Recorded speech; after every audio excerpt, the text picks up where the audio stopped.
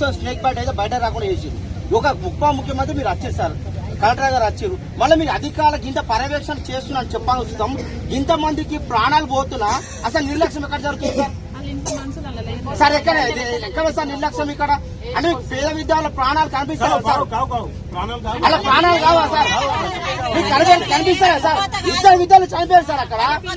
ఒక తల్లి ఏడుస్తా ఉన్నారు అక్కడ. ఎవరు ఇస్తారు సార్? ఇప్పుడు ఆ విద్యార్థులకు కడుపుకోత ఓడి ఇస్తారు.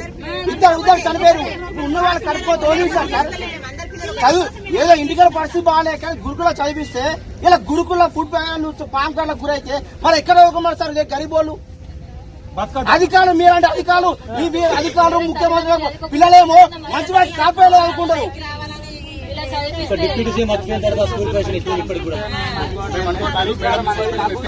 కలెక్టర్ గారు వచ్చి అధికారులతో ప్రభుత్వంతో స్పష్ట హామీ వచ్చాక సార్ కలెక్టర్ గారు రమ్మని ప్రభుత్వంతో మాట్లాడమని ప్రభుత్వాన్ని మాట్లాడడానికి సమస్య పరిష్కరితం చేస్తున్నారు.